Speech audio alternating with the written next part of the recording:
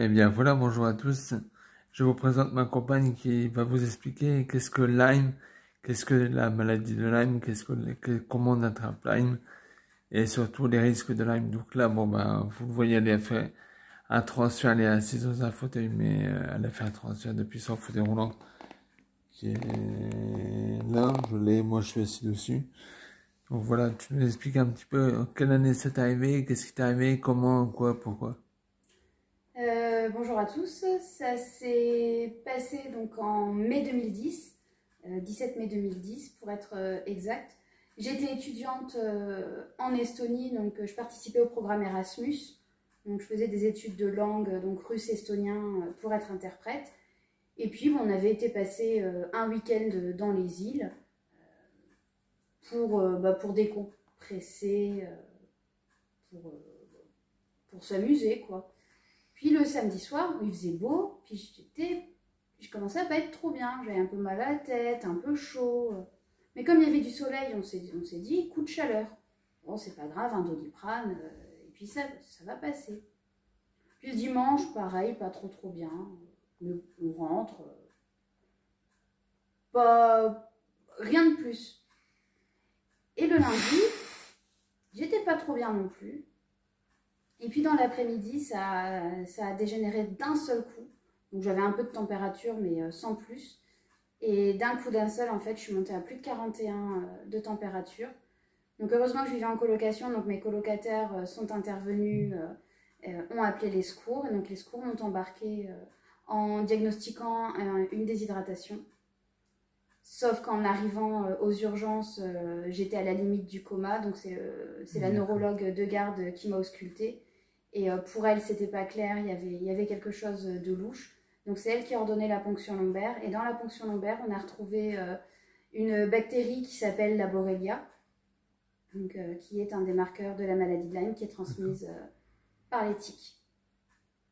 Donc à partir de là, traitement, antibiothérapie par intraveineuse, jusqu'à mon rapatriement en France. D'accord. Et en France, ça s'est passé comment? Alors, Et où as-tu été hospitalisé? Alors, j'ai été rapatriée sur le nord, puisque mes parents habitent près de Lille. Donc, j'ai été hospitalisée d'abord dans le service des maladies infectieuses à l'hôpital de Lille. Donc, le temps qu'ils refassent tous les examens, puisque forcément, ils étaient en estonien, donc un peu compliqué à comprendre, ils ont tout refait, puis ils n'ont rien trouvé d'exceptionnel. Puis, ils ont fait appel à la neurologue de Lille, qui est venu voir et qui a dit non, pour moi c'est neuro, donc il faut t'hospitaliser dans mon service. Donc elle m'a rapatriée dans son service et puis là ça a été un petit peu compliqué dans le sens où tous les examens sont revenus négatifs, donc il n'y avait rien. Oui, est-ce que tu avais déjà été sous traitement là-bas? Voilà. C'est pour ça que c'était revenu négatif. Voilà. Ok. Donc comme c'est revenu négatif, ils ont décidé d'arrêter tous les traitements. Et comme souvent en France, on aime bien avoir des choses noir sur blanc. Donc comme il n'y avait rien de transcendant, la neurologue a décrété que c'était de la simulation, que j'avais fait ça pour rentrer en France, être prise en charge chez mes parents. D'accord. Et donc elle a décrété donc, que c'était de la simulation, et donc elle a demandé à toute l'équipe soignante de ne pas m'encourager dans mon délire, parce qu'il faut savoir qu'à ce moment-là, j'étais tétraplégique. Donc, ça n'a duré qu'un temps, fort heureusement. Et du coup, donc, toute l'équipe soignante avait interdiction de m'aider dans les gestes du quotidien. Donc, me nourrir, c'était tu sais faire, tu te débrouilles. Me laver, c'était tu sais faire, donc tu te débrouilles. Me laver les dents, c'était pareil. C'est ma maman qui venait l'après-midi me voir, qui s'occupait de tout ça. D'accord. Et à quel moment tu as commencé à récupérer? Ou ça, alors, dans quelle rééducation? Alors, j'ai commencé à récupérer spontanément, mais très peu de choses. Et j'ai été transférée au centre de rééducation L'Espoir, à côté de Lille, toujours, où ma prise en charge s'est globalement pas trop mal déroulée pour la première, à savoir que le médecin a fait tout ce qu'il a pu. L'équipe là-bas m'a bien fait travailler, donc j'ai bien récupéré. Donc je suis ressortie de là, j'étais hémiplégique, donc j'ai que mon côté droit qui ne fonctionnait plus. Un peu comme moi qui suis hémiplégique, mais côté gauche. Voilà, sauf que moi j'étais un peu moins embêtée puisque la main fonctionne toujours, même si je n'ai que 2 doigts qui fonctionnent totalement. Donc j'ai continué comme ça, j'étais appareillée. Donc j'avais une attelle qui descendait tout le long de ma jambe, qui se verrouillait en extension. Donc quand je prenais appui dessus, elle ne lâchait pas, donc je pouvais marcher presque normalement. D'accord. Et la suite, ça s'est passé comment? Alors la suite, ça c'est en quelle année déjà l'espoir? Alors l'espoir c'est 2010-2011. Donc je suis sortie en février 2011. D'accord. Donc après, bon, je me suis reposée un petit peu, j'ai récupéré calmement et j'ai décidé de reprendre mes études puisque j'avais pas terminé, j'étais interrompue en plein parcours. Donc j'ai repris mes études, donc ça s'est bien passé pendant 1 an et demi. Et en 2013, j'ai eu une deuxième rechute qui s'est caractérisée par des pseudo-crises d'épilepsie. Enfin, en tout cas, c'est comme ça qu'on m'a diagnostiqué à Chambéry, parce que j'étais partie en montagne pour le Nouvel An avec la fac.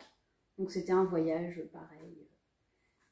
Donc crise pseudo-épileptique, donc à Saint-Jean-de-Maurienne, ils m'ont transféré à Chambéry. Chambéry, ils ont dit c'est de l'épilepsie.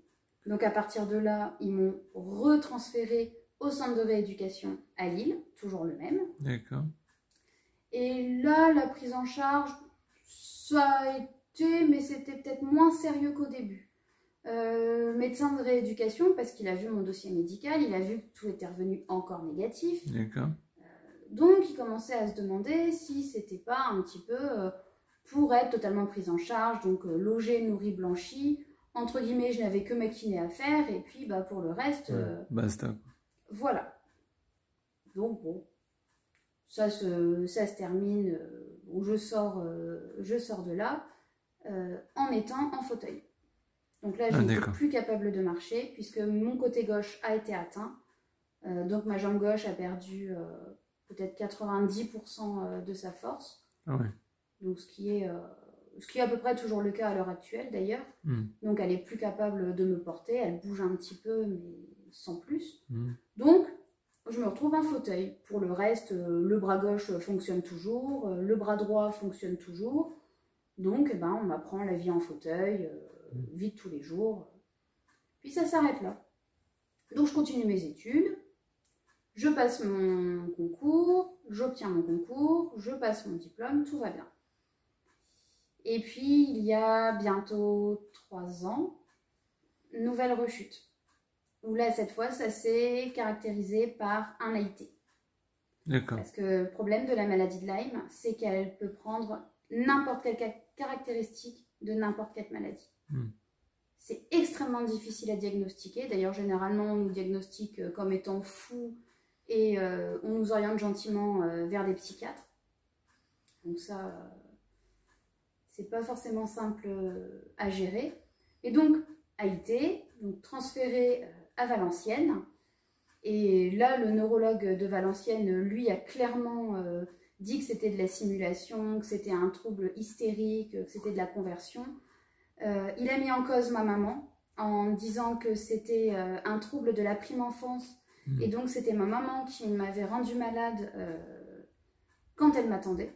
Donc, c'était clairement de la faute de ma maman. Donc, c'est quand même des choses très, très difficiles à entendre et à accepter. Et puis, à ce moment-là, juste pendant plusieurs années, on nous a dit non, non, c'est pas Lyme, c'est pas possible. Non, non, vous faites une fixette dessus. C'est pas vrai.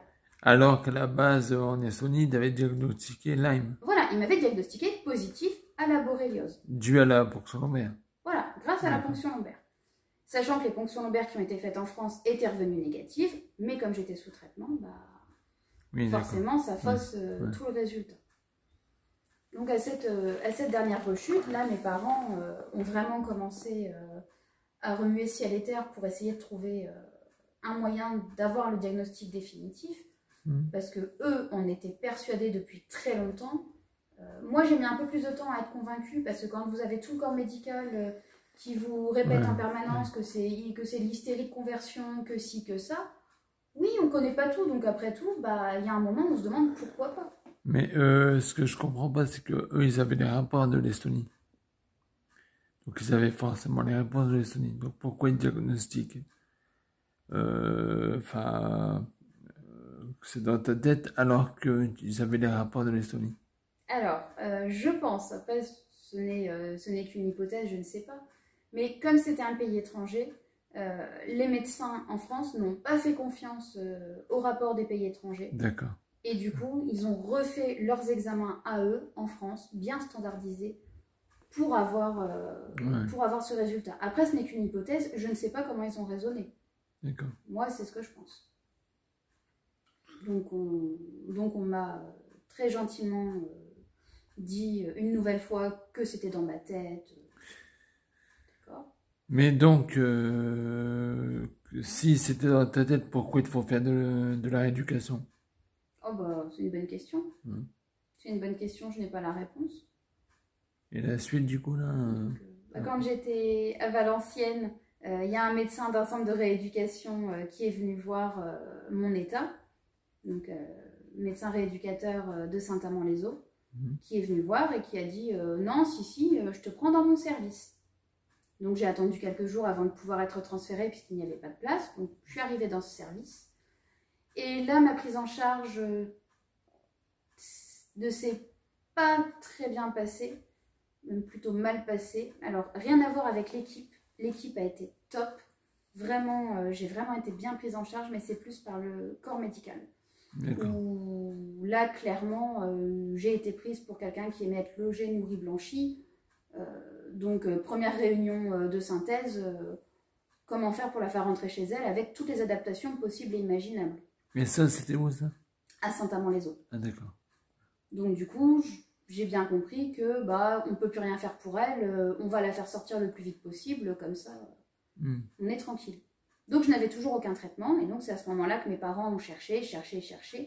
Donc ils ont trouvé un médecin dans le Pas-de-Calais d'abord, qui a demandé une prise de sang, donc qui a demandé de faire un immunophénotypage lymphocytaire. D'accord.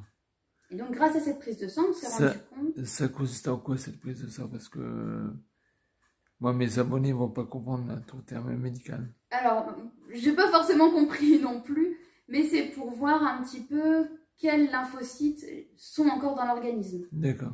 Et donc, les lymphocytes, c'est ce qui combat les infections, les maladies, tout ça. Et on s'est rendu compte dans la prise de sang qu'il y avait une certaine population, une certaine catégorie de lymphocytes qui avait disparu chez moi. D'accord. Où j'en avais peut-être 2 ou 3, alors que normalement, on doit en avoir une 50aine.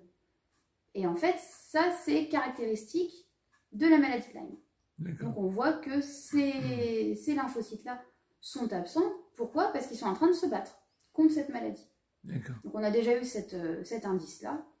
Et du coup, mes parents ont eu contact avec un autre médecin à Lille, qui s'est spécialisé là-dedans également, et qui a dit non, le seul moyen d'avoir le diagnostic, un des seuls moyens, c'est de faire ce qu'on appelle un traitement d'épreuve.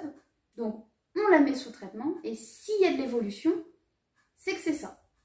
Parce que, comme la bactérie se cache et qu'il est extrêmement difficile de la prendre sur le fait, généralement, on tape un peu au pif. Donc, il n'y a que comme ça qu'on peut savoir si tu avais Lyme, vraiment Lyme ou pas, en fait. Là, ça se teste. Il n'y a pas forcément que comme ça, puisqu'on a trouvé un autre test également qu'il faut envoyer en Allemagne, où là, on le voit vraiment noir sur blanc.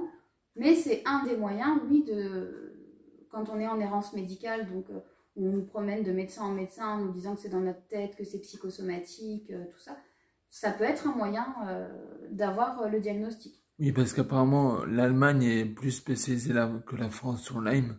Oui, l'Allemagne est beaucoup plus en avance là-dessus. Pourquoi ils sont plus spécialisés que la France? On ne sait pas. Parce qu'il me semble qu'il y a plus de forêts en Allemagne. D'accord. Donc ils ont plus de cas et qu'ils l'ont reconnu plus tôt que la France. D'accord. En Estonie, c'est pareil. C'est un pays qui est énormément recouvert de forêts. Donc là-bas, c'est pareil, c'est extrêmement développé. D'accord. Donc bon, bah, ma rééducation se poursuit. Et puis je suis sortie de Saint-Amand au bout de 4 mois en étant totalement tétraplégique. Donc je ne savais plus rien faire. Donc le matin, j'étais dans mon fauteuil, il fallait qu'on mette ma main sur la télécommande du fauteuil, sinon je ne pouvais rien faire toute seule. Donc en 4 mois de rééducation, plus ou moins sérieuse, alors chapeau bas à ma kiné quand même, qui elle m'a cru et qui m'a fait bosser plus que ce qu'on lui avait demandé, je pense. Donc là, c'est pas du tout contre elle que j'en ai. Et puis, donc voilà, mais je suis sortie en sachant, en gros, faire un escargot. Je savais faire ça. Au bout de 5 minutes. Le signe du diable, quoi. Aussi. Ouais. Mais donc, au bout de 5 minutes. Il me fallait 5 minutes pour faire ça. D'accord. Mais pourquoi tu as évolué autant en si peu de temps, là? Alors, quand je suis sortie, donc je suis sortie début juillet, mes parents m'ont parlé de ce fameux médecin et de ce fameux traitement d'épreuve. Et au début, je leur dis, bah, vous êtes bien gentils, mais bon, laissez-moi tranquille, parce qu'à force de me prendre pour une folle, y a un moment où j'ai plus forcément confiance dans le corps médical non plus. Ce qui, à mon avis, peut se comprendre. C'est tout. Ils essayent, puis je dis, bah, après tout, j'ai pas grand-chose à perdre. Oui. C'est parti. Donc, on lance le protocole. Et c'est de la céphalosporine, donc de la roséphine en injection, donc à relativement haute dose. Et là, donc, on a fait ça pendant plusieurs semaines et les effets ont été spectaculaires. Pour ceux qui m'ont connu à Saint-Amand et pour ceux qui m'ont connu après Saint-Amand, c'est impressionnant. Bah, c'est là que j'interviens, moi. En vrai, on s'est connus là-bas à Saint-Amand et la vérité, je l'ai connue, elle ne savait pas bouger aucun membre. Donc, moi, quand je l'ai revue au bout de... moi, 6 mois. Ouais, bien, c'est un bon 6 mois.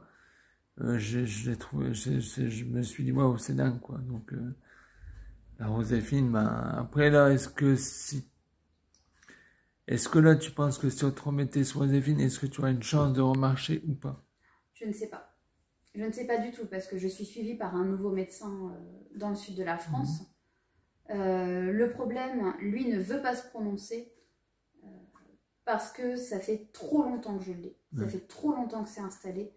Donc les dégâts sont très très importants. Je suis un des cas les plus sérieux qu'il est dans sa patientèle.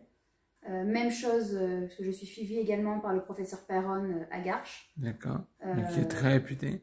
Oui, c'est un des premiers à avoir tapé du poing sur la table, donc il est quand même très spécialisé, il sait de quoi il parle. Et même chose, je suis un des cas les plus sérieux. Donc je ne sais pas si je suis un des cas les plus sérieux en France, mais c'est pas... Oui, du nombre parce que ça fait très longtemps que tu l'as, donc... Voilà, ça a eu le temps de s'installer, de faire beaucoup de dégâts. Parce que bon, il y a les dégâts externes, il y a les dégâts internes aussi. D'accord. Ouais. Donc voilà. Et donc après tout ça, bah, malheureusement, j'ai fait une réaction allergique à la roséphine. Ce qui fait qu'on a dû arrêter en urgence ce traitement-là.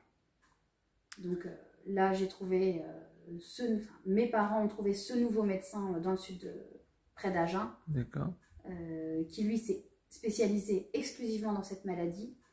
Et donc qui essaye depuis le mois d'août différents protocoles avec différentes molécules d'antibiotiques, mais pour l'instant sans une efficacité délirante. Donc on attend, on essaye. Et donc là, ce qu'il te faudra en fait, en gros, c'est une hospice complète avec un suivi médical pour la roséphine. Ah, si on veut retenter la roséphine, c'est certain. D'accord. Puisque les effets secondaires, comme ma première réaction allergique a été très importante, du coup, on pourra me retenter ça que sous surveillance hospitalière. Oui, parce qu'il y a de très gros risques. Tu risques quoi, en fait, si... Un arrêt cardiaque.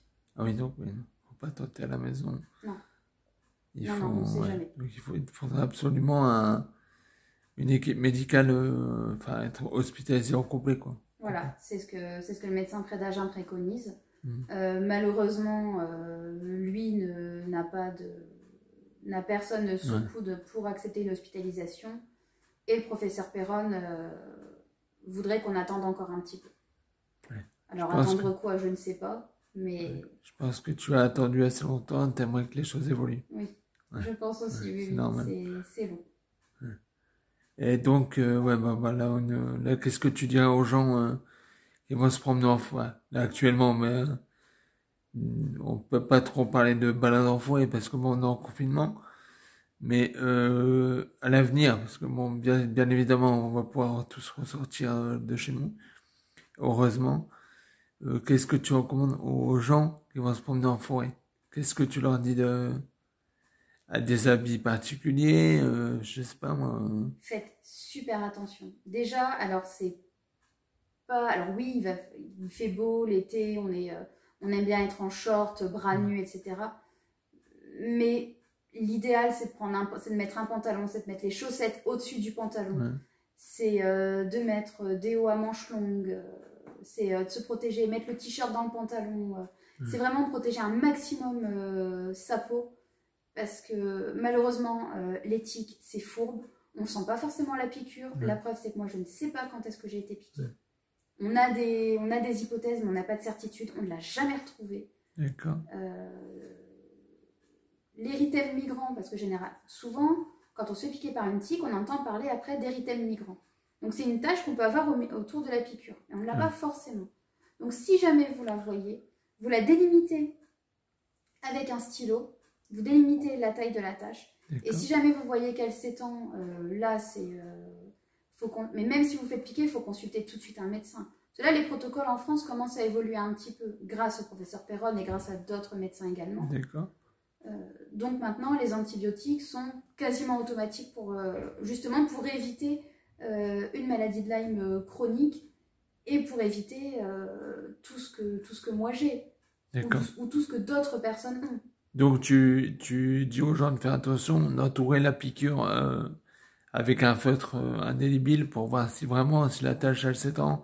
Oui, voilà. Si elle s'étend, c'est que on est positif. Oui, mais même si elle ne s'étend pas, il faut demander un avis à chaque fois. Maintenant, souvent, avec des antibiotiques, ça se passe bien, il n'y a pas de... Il n'y a pas de risque d'en arriver comme toi, quoi. Non. D'accord. Moi, c'est des errances, des avis médicaux contradictoires, des neurologues qui n'ont pas forcément pris la mesure de ce que j'avais. Des choses comme ça, je ne sais pas. En entendant, malheureusement, c'est toi qui as payé les conséquences, quoi. Bah voilà. Merci le corps médical. Enfin, oui et non, parce que là, on voit à l'heure actuelle qu'ils font quand même d'énormes progrès pour nous sauver la vie. À cause du coronavirus, on voit qu'ils se battent tous les jours. Moi, ma soeur est infirmière, donc moi, je sais de quoi je parle. Et toi, ton frère est ambulancier, donc je pense qu'on sait de quoi on parle. Oui, oui. Maintenant, pour cette maladie, comme il y a 10 ans, après ça s'est passé il y a 10 ans aussi. Il y a 10 ans. Donc il y a 10 ans, c'était pas du tout reconnu, ça a été long, donc c'est peut-être pour ça aussi. Les médecins ne connaissaient pas, n'en avaient peut-être pas beaucoup entendu parler, donc il y a tout un tas de choses. Et le fait aussi que cette maladie, elle prend n'importe quelle forme. Il y a des gens chez qui ça va se solder par des problèmes cardiaques, il y en a chez qui ça va juste être de la fatigue, il y en a d'autres, ça va être comme une sclérose en plaques. D'ailleurs, c'est ce qu'on m'a diagnostiqué en premier. D'ailleurs, qu'est-ce que tu voyais les symptômes, tu les avais dit, je crois. Oui, oui, bah moi j'ai eu comme un coup de chaleur au début, la première fois, donc un coup de chaleur, pas bien, comme un coup de chaud, on prend un Doliprane et on attend que ça passe. D'accord. On n'est pas, quand on a 38 de fièvre, on s'inquiète pas. D'accord. On attend, on prend un Doliprane, on attend que ça passe, tout simplement. Donc moi, c'est ce que j'ai fait, et puis après, malheureusement, avec le recul, on ne peut pas tout savoir. Parce que si à chaque fois qu'on a 38, on appelle un médecin, ou on va aux urgences, on n'est pas rendu non plus. Et il faut éviter d'y aller maintenant. Non, surtout en ce moment. Bah, mais après, tu recommandes aux gens de bien s'habiller et une pince à tique peut-être, non? Oui, bah les pinces à tique, oui, si jamais vous la trouvez, la tique, parce qu'après, soit elle peut tomber, soit vous ne la voyez pas forcément. Donc oui, ça après, ça peut servir si jamais vous la voyez. Là oui, là il faut la faire partir. Parce qu'il faut tirer, parce qu'apparemment, moi, j'ai déjà eu une tique sur moi, sur mon ventre. Quand je l'ai retiré, quand même, ma maman l'a retiré, il restait la tête à l'intérieur. Il faut la retirer la tête ou... D'accord. Il faut essayer. Si on n'y arrive pas, vaut mieux se diriger vers un professionnel parce que on risque de faire plus de mal que de bien. Maintenant, il ne faut pas non plus tomber dans la psychose. Dans la grande majorité des cas, maintenant, ça se soigne bien. D'accord. Après, si vous vous êtes fait piquer, que personne n'arrive à expliquer vos symptômes, dirigez-vous vers l'Allemagne. Parce qu'en Allemagne, ils ont un test, je ne vais pas dire miraculeux, mais c'est vraiment visible. En fait, il suffit de prendre une goutte de sang au bout du doigt. Vous recevez le kit chez vous. Donc, vous prélevez du sang au bout du doigt comme un dextro pour mesurer le taux de sucre. Vous envoyez tout en Allemagne. Et au bout d'une dizaine de jours, ils vous renvoient les résultats. Donc, ils observent ça au microscope. Et donc, c'est l'œil humain qui examine. Et donc là, vous recevez en plus des photos de votre sang. Et donc, vous voyez ce qu'il y a dedans. Et donc là, moi, ça a été... c'est vraiment... effectivement, c'est très, très visible. On voit donc les borrélies. On les voit vraiment dans mon sang. On en voit énormément. On vous montrera je vous montrerai en vidéo les photos du résultat. Bon, bah, je pense qu'on a tout dit. Oui, bah après, s'il y a d'autres questions, n'hésitez pas. Dans les commentaires, voilà. On y répondra dans la mesure de mes connaissances, parce que je ne suis pas non plus une experte. Elle n'est pas non plus médecin, quoi. Je ne suis pas spécialiste du tout, donc voilà, mais s'il y a d'autres questions, oui, n'hésitez pas. Mais surtout, quand vous ferez inspecter surtout bien vos enfants, dans les cheveux, sous les aisselles, entre les parties génitales, surtout très, partout. C'est super important. Après, il ne faut pas non plus rentrer dans la psychose. Mais en général, bon, comme elle dit, ça soigne super bien. Donc bon, elle, c'est parce que malheureusement, à l'époque, il n'y avait pas tous les moyens qu'on a maintenant. Voilà. Bon, bah, on va vous souhaiter un bon confinement. Et puis, bah, à la prochaine pour une autre vidéo. D'accord? Allez, salut mes abonnés. Bisous, bisous. À bientôt. Et prenez soin de vous. Bon, ben voilà, je vais juste rajouter un petit point, comme quoi que nous on s'est rencontrés, comme je l'ai dit dans la vidéo, instantanément. Mais comme quoi qu'en éducation, on peut faire des belles rencontres. Voilà. Donc en octobre, il va y avoir un très beau événement, un très bel événement. C'est lequel? On se marie. On se marie, ouais. On va se marier en octobre de cette année. Donc soyez là. Parce que je vais filmer une partie de mon mariage, peut-être pas tout, parce que bon, faut aussi que je profite de mon mariage. Hein. Donc, mais vous serez avec nous quand même, vous inquiétez pas. Pas directement, mais vous serez quand même avec nous. Voilà, on filmera une bonne partie. Moi et les invités filmeront de toute façon dans tous les cas. Donc voilà. Et on joue aussi, on se marie en 2 fois parce que la mairie et l'église c'était le même heure, c'était le même jour, la même heure, donc bon, ça n'a pas été possible. Donc donc juin là, de cette année, si on peut, parce que le confinement, c'est pas si on pourra, on n'est pas sûr encore. On n'en est pas sûr encore, on n'a pas encore eu de message ou quoi que ce soit, ni autre. Donc bon, pour l'instant, ça se maintient. Donc ça sera un petit comité civilement en juin et religieusement en octobre. C'est ça? Voilà. C'est ça. Voilà. On va vous laisser sur ce. Et puis, bah, on vous dit à bientôt. Prenez soin de vous. Faites attention à vous. Un bon confinement à tous. Ça vous fera passer le temps de regarder la vidéo. Elle va faire plus d'une demi-heure. Donc, c'est beau. Voilà. Bah, écoutez, mes petits abonnés, prenez bien soin de vous. Faites attention à vous. Comme je vous dis, je ferai d'autres vidéos sur d'autres choses. Peut-être pas d'autres maladies, mais plus ciblées sur les AVC. Enfin, comment je m'habille, comment je me déshabille. Enfin, bref. Ça peut toujours servir. Et je sais toujours pas faire de la STD hémiplégique. Si vous avez des idées, si vous voyez des vidéos, enfin bref, où j'essaierai d'en trouver moins. Voilà. Bon allez, à bientôt, bisous. Et à bientôt. Bon confinement. Ciao, bisous.